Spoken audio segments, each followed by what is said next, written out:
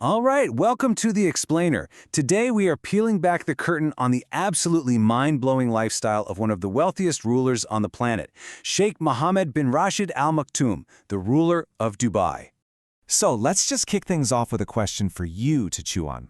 What could you actually buy if your wealth had no limits? I mean, truly, absolutely no ceiling. This question is going to frame our entire journey today, because we're looking at a man who doesn't have to imagine the answer. He lives it. Okay, so let's dive right in. And look, this isn't just about counting dollars and cents on some spreadsheet. No, we're talking about a level of spending and influence that is just as legendary as the city he built. I mean, this is the kind of fortune that can literally turn a patch of desert into one of the most famous cities in the world. So, first things first, how do you even begin to wrap your head around a fortune this big? Seriously, where do you start? We're going to try to put a number on it, but you got to remember, this is a fortune that's woven into everything from towering skyscrapers to massive international companies. Okay, let's talk numbers. Now, officially, you'll often see his net worth listed at around $4 billion, which, is already a ton of money. But when you start digging a little deeper and factor in all his global assets, his properties, all his investments, well, the real number's probably a lot closer to this. Almost $14 billion. Just let that sink in for a second. So what does nearly $14 billion get you? How does that kind of money show up in your day-to-day life?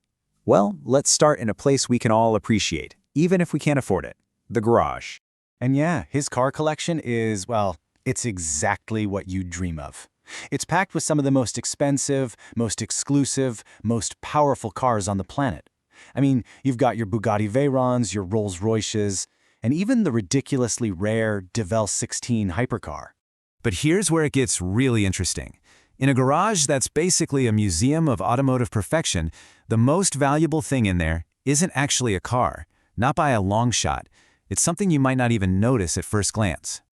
Okay, check this out. This really puts things into perspective. The DeVal 16 supercar, that's a cool $2.2 million. But the license plate on it, the plate that just says Dubai 1, that is, well, it's pretty much priceless. Just to give you an idea of the scale we're talking about, the Dubai 5 license plate sold at auction for $9 million. So, can you even imagine what number 1 would go for? It's just a whole other level of status. All right, so from the garage, let's zoom out a bit, because the cars are one thing, but the places he parks them, that's a whole different story. We're talking about a global real estate empire that stretches from the sands of Dubai clear across to the green hills of the British countryside. Let's start in Dubai. His main official residence is the Zabil Palace. And when I say residence, don't picture a house. Picture a massive, sprawling private complex sitting on 100 acres of prime real estate. It's got everything: multiple smaller palaces, incredible gardens. It's a world unto itself. And if you think 100 acres is a lot, get this. Right across the way, there's another estate, a 600-acre one, 6 times the size. And that one? Oh, that was just built for his son, the Crown Prince. I mean, can you imagine?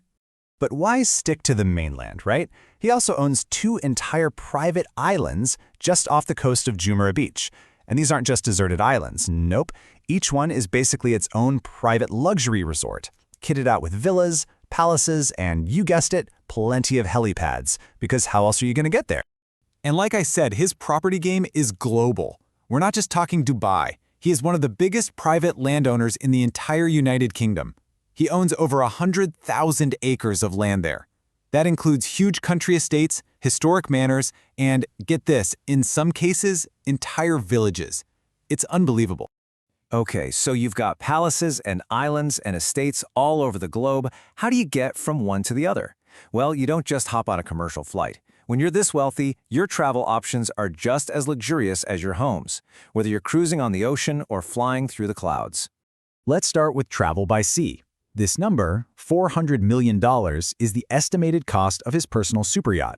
Now, its name is simply Dubai, but it's got a much better nickname: the Floating Palace, and you are absolutely about to see why that name fits perfectly. I mean, look at these stats. This thing is enormous. 531 feet long, 8 stories high. It's less of a boat and more of a luxury hotel that just happens to float. It's got 50 luxury suites for guests, a disco hall, a squash court. A squash court on a yacht. And of course, a massive swimming pool. But the real showstopper, the thing that just takes it to another level of insane luxury, is the onboard submarine. That's right. If you get bored of sunbathing on the deck, you can just hop in your personal submarine and go for a little trip to explore the bottom of the ocean, just because you can. Okay, so that's the sea covered. What about the air? Well, one private jet is for regular millionaires, right? He's got two. And we're not talking about little puddle jumpers. He owns two fully customized Boeing 747s. Yeah, the jumbo jet. The same kind of plane that the President of the United States uses for Air Force One. All right, for our last section, we're going to look at something that gave the public an incredibly rare, unfiltered look into this world of limitless spending, a divorce. The court case that followed revealed details that are, frankly, hard to even comprehend. In her court testimony, his ex-wife, Princess Haya, said it all with this one sentence: "I had limitless access to money." Just think about that. She described a life with literally no concept of a budget, where any financial want was instantly met, no questions asked. And her testimony broke down what limitless actually looks like in practice. For example, her annual allowance just for the upkeep of their palaces was more than $10 million. And on top of that, her personal allowance for things like shopping and leisure activities, another $11 million. Every single year. So after a 2-year court battle that made headlines all over the world, this was the final number the UK court landed on. A settlement of £550 million. To this day, it's one of the biggest and most expensive divorce settlements in British legal history. And that brings us right back to where we started.